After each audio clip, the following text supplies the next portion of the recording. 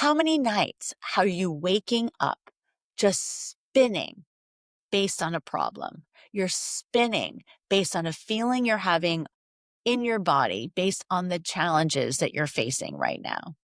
But what if instead of doing that, or in those moments, you literally got up and started putting down on paper potential solutions?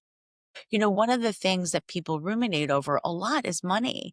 And instead of ruminating over the money and not knowing exactly where you might stand financially, you need to hire a certified divorce financial analyst. You need somebody there who can be solutions oriented, be on your team.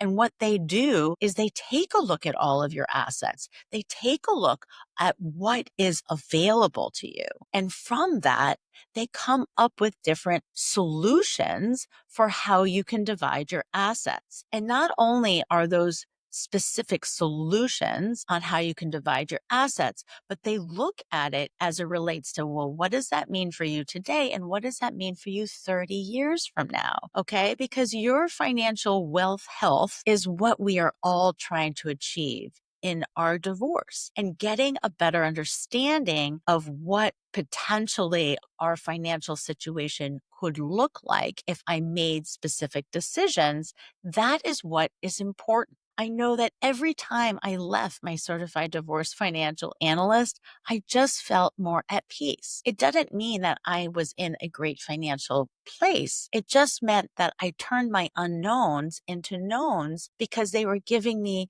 a vision on what this decision could potentially look like for me moving forward. And having that clarity then gives you stepping stones for how to move your life forward. And if you are somebody that hasn't worked out of the home, you haven't been a contributor financially, this is really, really important.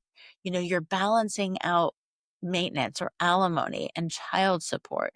You're looking at what potentially your monthly income would look like. They're balancing that out with your current bills and figuring out, okay, can I hold on to the house? What would that mean? Would I end up being house poor in that case? Is that the right decision? What are my other options? If I sold the house, what kind of house could I afford? What kind of income do I need to start generating if I'm still balancing taking care of the kids? Well, if I'm not taking care of the kids 5 days a week during the work week, what are the other options? Are there options for me to generate income working from home in order to be more flexible with my time? Okay, well, guess what? You can go to somebody who can provide you with an earning capacity evaluation. They'll take a look at your skill set. Even if you haven't been in the workplace for a long time, you still have skills.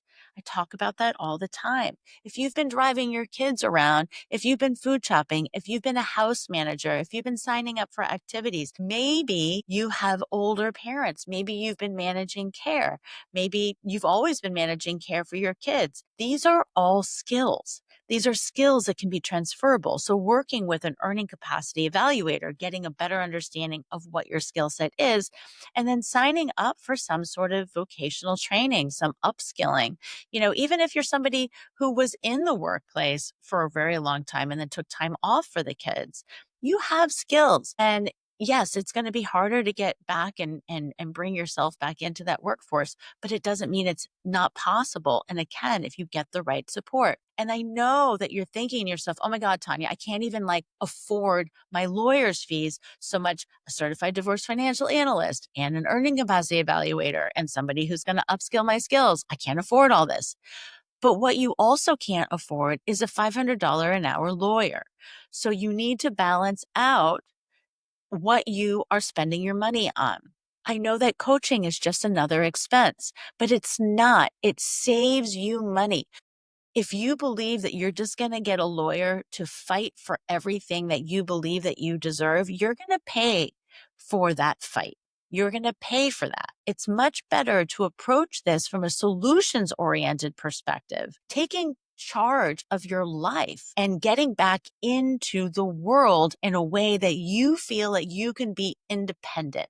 right?